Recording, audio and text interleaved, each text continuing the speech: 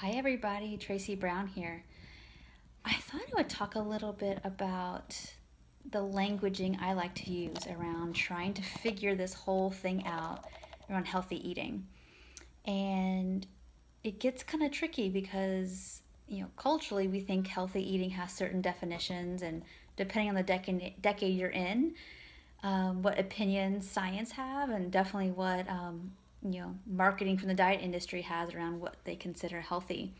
And so you might have three or four different versions of what you believe healthy is, all smushed and combined up with diet mentality, which makes it difficult to even know what you mean anymore, as well as when other people say they're eating healthy, um, what they're actually saying. So, to break that down a little bit further, what I have recognized from remembering my own struggles with food, as well as my clients, is most of the time health is has this equal sign beside it with lower calorie foods, the bottom line. um, and anything that has like basically more energy density or calories is the non-scientific word for energy. um, we see that as maybe not as good because in our culture it's not good to eat more food because then you might weigh more, and that's just the very mechanistic way that we've all been taught to look at things.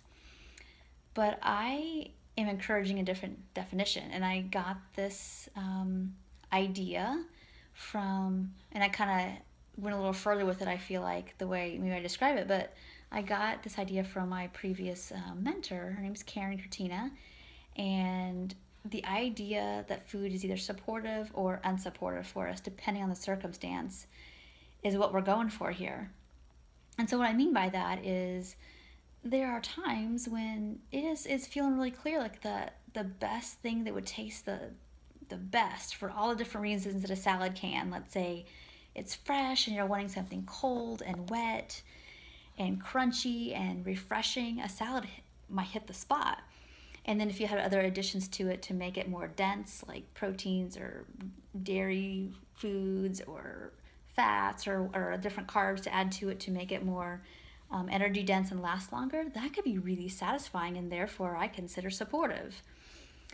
But there are other times that we force ourselves to eat foods like that when we don't really want it at all, but we're only doing it from the old paradigm, which is healthy equals low calorie. And so, in my opinion, that's not a supportive thing to be eating because, one, we don't want it, so we're not going to be satisfied. From a mouth perspective, from a belly perspective, your body wasn't strongly calling for that. So, I mean, of course, it's going to use the energy and utilize the nutrients, but we are holistic beings. So it's like it's not just about what vitamins and minerals you can jam down your throat. It's really about how was that experience, and does that nourish me, and does that actually keep me in a state of relaxation enough towards I actually use and digest those proteins, carbs, fats, and minerals and vitamins and all that.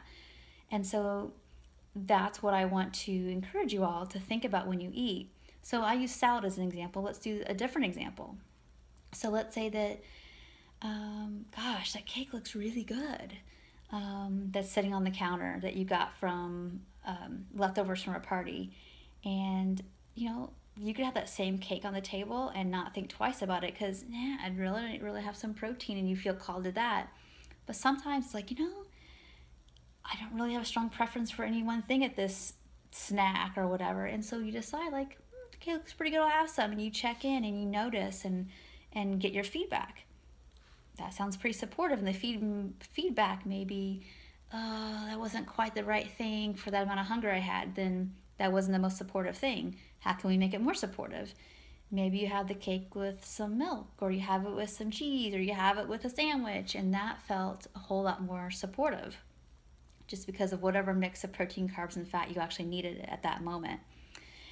So I'd also say something about the cake, because sometimes that's, we're at an event or a party, and the most supportive thing you can do to not feel,